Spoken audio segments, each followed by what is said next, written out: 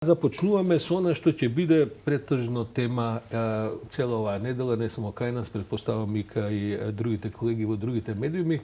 Овој викенд се закажени дури два изборни конгреси во најголемите партии во Република Северна Македонија. СДСМ бира свој председател, ВМРО ДПМН бира свој председател, ВМРО има еден кандидат и ќе го бираат веројатно со акламација на следниот конгрес. Во СДСМ ситуацијата е, би се рекол, подемократска, таму ќе трчаат тројца кандидати и ќе видиме како на општо гласање с целото партиско членство, кое што таму брои негде околу 80.000 луѓе, ќе видиме како и што ќе се определи да одбере. А ова утро со мене е господинот Миле Зечевиќ. Добро утро. Добро утро и на вас и на вашите гледачи. Благодарам. Човекот кој што е долги години во СДСМ, неочекувано најавивте кандидатура пред 10 дена, колку веќе има една недела поминати кратаму, а потоа неочекувано и се решивте сепак да не ја поднесете кандидатурата за председател на СДСМ. Прво кажете ми, како гледате на целата ситуација во моментот во партијава и што ве, да кажем, зошто се решивте да најавената кандидатура не ја поднесете? Ви ги гледав и ги слушав разговорите што ги имавте со колегата Стоге Наумов во стадион и со Билјана Секуловска, мислам дека имавте да настап, но сепак ме интересира, еве вака малку одлежа и викендашки, да кажем, помина рокот за пријава на кандидатури и така, решивте да не поднесувате кандидатура. Зошто, господин Зечевиќ? Добро утро уште еднаш, драго ми е што ме поканивте да гостувам во вашата емисија. Најпрви морам да кажам дека во делот на анализата која што ја водев со господја Секуловска, ја најавив можна кандидатура. Односно, сметав дека моментумот е тежок и сериозен за Социјалдемократскиот сојуз по изгубените локални избори и дека едноставно имав чувство, потреба, порив да застанам повторно на браникот на партијата, да ги вратам работите да придонесам да се вратат работите во некаков колосек. Да, јас точно ги знам и ги детектирам проблемите внатре во рамките на партијата и на организацијата, меѓутоа имајте во предвид дека ова се едни нестандардни, неспецифични внатре партиски, да кажам, избори. Тоа е од причина затоа што СДСМ се уште ја држи централната власт и бевме на раб да го изгубиме парламентарното мнозинство, што можеше да доведе до ситуација да многу клучни државнички процеси во кои што е влезена нашата држава влезат во критична фаза.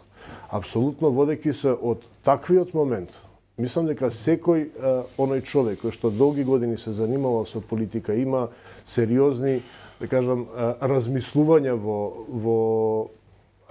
во делот на заштита на државните интереси, не би си дозволил да влезе во еден таков процес, да го наруши, туку напротив треба со своето знаење, умење и капацитетност да придонесе да се зачува и просторот, односно да се овозможи на државата да продолжи со процесите кон НАТО и кон евроинтеграциите, а во партијата да придонесе за една стабилност, бидејќи имајте во предвид не само што ние ги знаем односите какви се со нас, ако нашите коалициони партнери внатре во рамките на коалицијата, нашите коалициони партнери вон таа коалиција на крајот на краиштата и нашиот противник виде дека сме слаби и не единствени, тоа ќе бидат навистина лоши сигнали кои што може да донесат и до предвремени парламентарни избори. Се чини дека владиното мнозинство се стабилизира и после овие вести за викендов владата предпоставувам дека ќе влезе во едни помирни води, дури има и некаква најава, иако тоа сега и мене се уште не ми е јасно што ќе решава Заев да прави, дали ќе причека сепак да види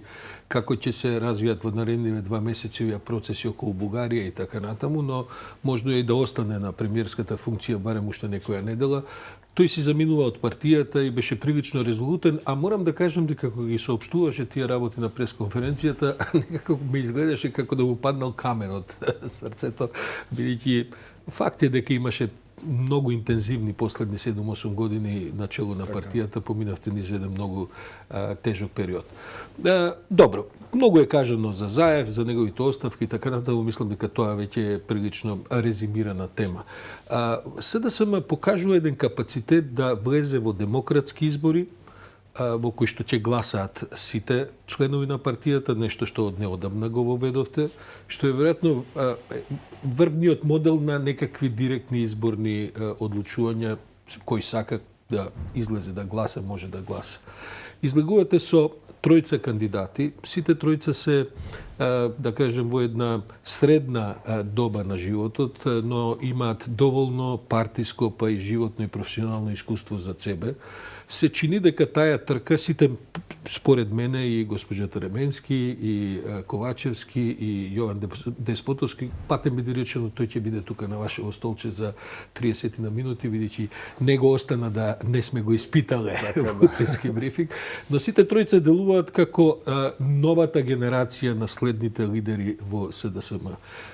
Што мислите дека ќе одлучува помеѓу нив тројцата? Што е она за што ќе ги привлече, да кажем, гласачите во самата партија? На што ќе бидат тие сконцентрирани? Ете, јас најпрви, доколку дозволите, би го коментирал процесот на непосредни избори, кои што навистина за прв пат се случуваат кај нас.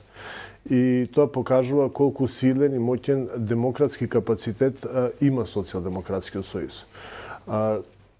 Верувајте дека навистина е многу тешко и специфично да успееш да направиш непосредни избори, и ја навистина би сакал да сугерирам да во иднина таквиот процес добие да биде посовршен, да кажам, да си има повеќе време не само за кандидатури, туку да си има време за една подолга кампања каде што ќе можат кандидатите да се представат пред членството, да анимираат поголем број на граѓани, не само членови, туку и симпатизери кои што можеби својот статус не го регулирале, едноставно да најдат можеби нови поддржувачи кои што ќе го зголемат партискиот потенцијал, да кажам, и ќе привлечат нови луѓе внатре во рамките на партиските структури. Дали интегритетот на гласачкиот процес загарантиран? Оти ние знаеме сега, кога решаваат конгреси, секојаш кутиите поминуваат низ една просторија во која може да дојде до разни случувања околу бројот на гласачките. Да, има една стара, не е важно кој те гласа, кој ти број.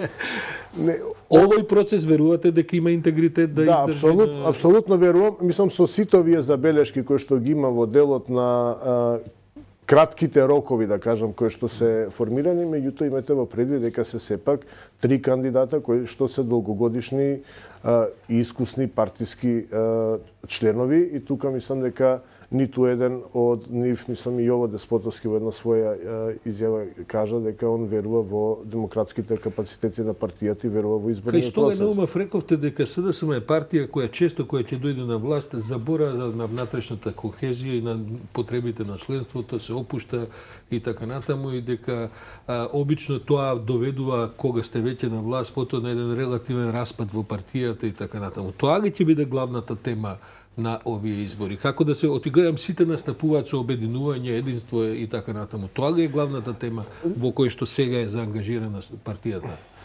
Знаете, ние обично кога се качуваме на кај планината, забораваме на оние кои што трнале со нас по патот додека стигнеме до врвот. И тоа е едно лошо правило, бидејќи знаете, кога ќе трнете надоле после планината, повторно ги среќавате тие луѓе. Најважно е да внатрешната организација да направиш врз принципи каде што ќе го почитуваш секој поединец и секој човек и нема да забораваш кој кога ти помогнал и на каков начин. Со свое учество, со свое присуство, ние имавме една плејада на луѓе кои што застанаа позади политиките на Социјалдемократскиот сојуз од 2013 и претходно, да кажам, до 2017 година. И не може кога ќе влезете во рамките на државните институции, односно да ја превземете власта, ја знам дека СДСМ се најде во една многу тешка и специфична ситуација затоа што требаше да решава два сериозни, горливи проблема кои што ги имаше државата. Меѓутоа, во оперативните капацитети, вие мора да покажете апсолутно нешто што на граѓаните ми е потребно.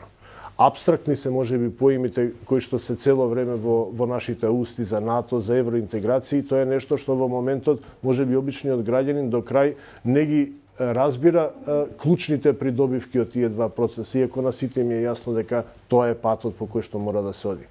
Меѓутоа ние веќе се компарираме. добиваме информации од секаде. Сакаме квалитетен живот. Значи, сакаме добри улици, сакаме квалитетна храна, сакаме едноставно да живееме во простор кој што приличи на европско живење. Зошто во СДСМ никогаш не профункционира метлите? Бидејќи слушнавме овие жолти картони, црвени картони, примени се пораките и така натаму, не е прв пат и за претходните избори имаше метли, ќе се играат и така натаму, ништо тоа не функционира. Се очекува ги тоа да го прави само лидерот на партијата и е тоа сепак задача во која што треба да се вклучат и сите други тела. И дали можеби новиот лидер или лидерка на партијата ќе имаат шанса да направат каква е партијата подготвена ли за некакви покрупни кадровски реформи во самата партија? Знаете, клучни моменти по мене мора да се дефинирате јасно и прецизно што сакате да направите. Ако одите и кај луѓе да не можете да влегувате и да дискутирате со народот и паушално да ветувате. Зборам за реализација на конкретни проекти. Државните и владините политики по одредени прашања, по одредени се сегменти и една работа. Меѓутоа на луѓето бараат конкретни действија од вас. И ако не ги оперативно направите тие действија, значи да напишете во една партиска програма, да се залагаме за 3, 4, 5 клучни работи кои што се општи поими, мора да направите една конкретна реализација да луѓето видат пример, како што реков, малце попластично, меѓутоа дека влегувате и работите во нивни интерес. Во јавноста ваде впечаток дека во оваа држава 30 на години најдобро би било СДСМ да ги прави програмите, а ВМРО да ги спроведува, бидејќи обратно често доаѓаме до проблеми. Важи еден став кој што и по опозицијата го наметнува, се разбира со право, дека ВМРО, дека СДСМовците се помрзливи, дека не сакаат да работат, дека повеќе им се седи по кафеани и така натаму.